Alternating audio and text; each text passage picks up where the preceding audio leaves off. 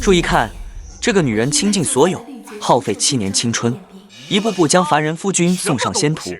沒想到等來的不是榮華富貴，而是親生兒子的一句“賤婦當誅”，和夫君親手安排的萬箭穿心之行。而這一切都要從他意外重生說起。好在蒼天有眼，竟讓他帶着前世的記憶，重生回到了悲劇發生之前。上一世，女人名叫沈清霜，她本是一介凡人，7年前意外救下身受重傷的修士裴彦斌，為他耗盡家財，無微不至的照顧。兩人順理成章成親生子，他為他誕下兒子裴舟，又含辛茹苦煉制丹藥，說他一步步從凡人飛升成仙。可他付出一切換來的，卻是夫君的冷漠、兒子的嫌棄，以及宗門大小姐柳七七的鳩佔鵲巢。最終，在夫君飛升成仙的那一天，他被扣上殘害宗門大小姐的罪名，被親生兒子指着鼻子唾罵，被曾經摯愛的丈夫判處極刑，在萬千仙門弟子面前被萬箭穿心而死。重活一世，沈清霜心如死灰。她看住眼前這個對她冷淡的丈夫和嫌棄她飯菜如豬食的白眼狼兒子，心中再無半分波瀾。裴彦斌以為他還在鬧脾氣，許諾飛升後會向四海八荒宣布她是自己唯一的妻子。可沈清霜知道，這一切不過是空頭支票。這個男人的心早已偏向了那個香香軟軟的宗門大小姐柳七七。他唯一的念頭就是在5日後，也就是7月15鬼門大開之日，進入輪迴，斬斷前塵，與這對忘恩負義的父子永不相見。為了徹底死心，沈清霜特意趕往青雲宗。果不其然，正撞見裴彦斌與柳七七在後山衣衫不整的解讀。面對他的質問，裴彦斌非但不解釋，反而斥責他無理取鬧，污蔑宗門大小姐。更讓他心寒的是，當柳七七因嫉妒對自己痛下殺手時，裴彦斌的所謂懲罰，僅僅是讓對方罰抄戒律，生怕耽誤了帶他一同飛升。這一刻，沈清霜徹底看清了，自己在這個男人心中不過是一個任勞任怨、可以隨意丟棄的丫鬟。3天後，裴彦斌飛升的大典上，他還在痴痴地等沈清霜來與他告別。然而，他等來的卻是小姑子送回的定情玉佩。當年他們約定，若有一日他負了她，這玉佩便會歸還。裴彦斌手握玉佩，心中第一次升起巨大的恐慌。他猛然想起今天是7月15，鬼門大開之日。就在此時，天空異象突生，他瘋了一般衝向輪迴之門，看到的正是沈清霜決絕踏入的身影。任憑他在結界外如何撕心裂肺的哭喊，甚至不惜自毀修為，強行衝擊結界，女人也再沒有回頭。她要與她的丈夫和她的孩子此生不復相見。進入輪迴後，沈清霜來到一個凡間渡口，支起了一個小小的餛飩攤。在這裡，她不再是誰的妻子，誰的母親，她只是她自己。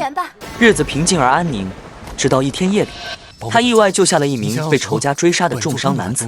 男人額間奇異的鳳尾花紋路，讓他認出這竟是傳說中喜怒無常的魔界之主薛慕然。可眼前的魔君卻毫無架子，不僅對他救命之恩念念不忘，更是在傷好後賴在了他的小攤，心甘情願地當起了店小二。一個堂堂魔君，竟笨拙地學着擦桌子、收碗筷，只為能留在他身邊。不久後，一個自稱福寶的可愛小女孩也找上門來，原來是魔君的侄女。她一口一個漂亮姐姐，還嚷嚷着要幫小叔追到未來的小嬸嬸，給沈清霜平靜的生活增添了許多歡聲笑語。畫面一轉，仙界這邊卻是另一番光景。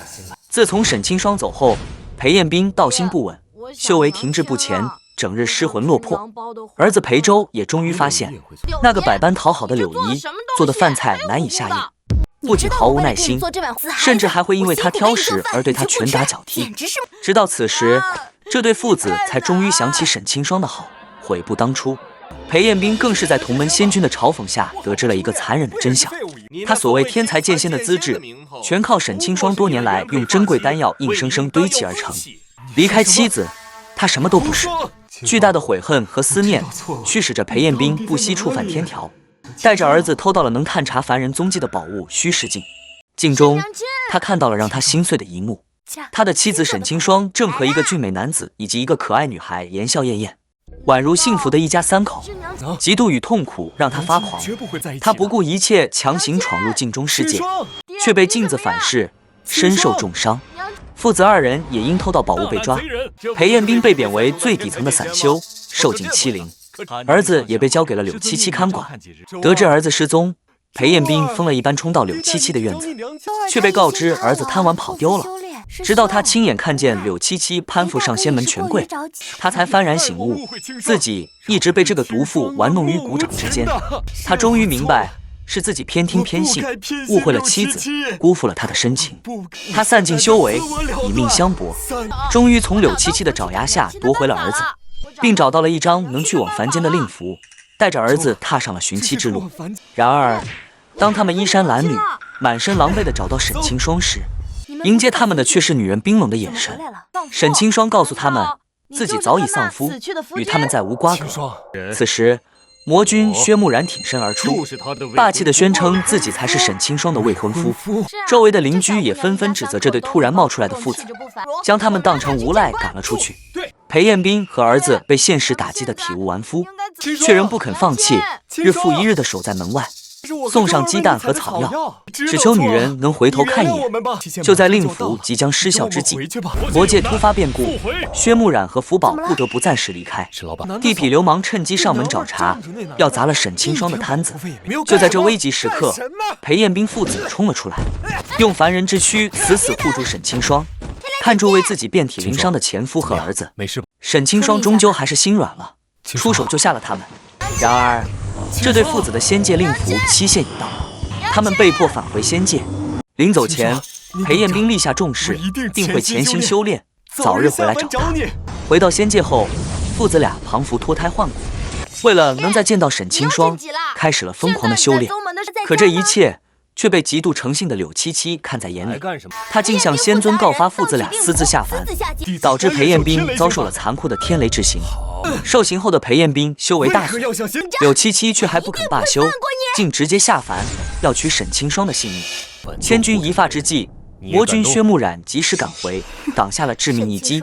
惱羞成怒的柳七七竟用捆魔鞭將沈清霜強行擄上了天庭，並當着眾仙之面污蔑他勾結魔族，擅闖天庭，要求仙尊判他萬箭穿心之刑。面對和前世一模一樣的絕境，沈清霜卻再無半分恐懼。他敲響了素淵的驚天鼓，當着所有仙家的面，字字泣血地控訴住修仙者的自私與天道的不公。然而，仙尊和眾仙官官相護，依舊判處了他極刑。就在萬箭齊發之際，沈清霜的體內爆發出萬丈金光，在所有人的驚駭目光中，他竟以凡人之軀硬生生突破桎梏，立得飛升，成為了一位真正的上仙。飛升後的沈清霜實力深不可測，他輕易化解了柳七七的攻擊，並讓這個惡毒的女人遭到了反噬，功力盡失，容貌盡毀。眼看大勢已去，柳七七的靠山也將他拋棄，兩人最終被打入無望之地，永世不得翻身。就在此時，裴彦斌拖着重傷之軀擋在了沈清霜面前，為他抗下了柳七七最後的致命一擊。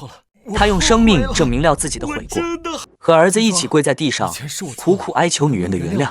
然而，沈清霜只是冷冷地看住他，情分已斷，恩義已絕，他早已不困於男女之情。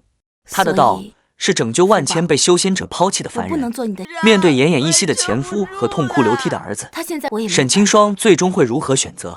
是徹底斬斷過去，還是給他們一個贖罪的機會？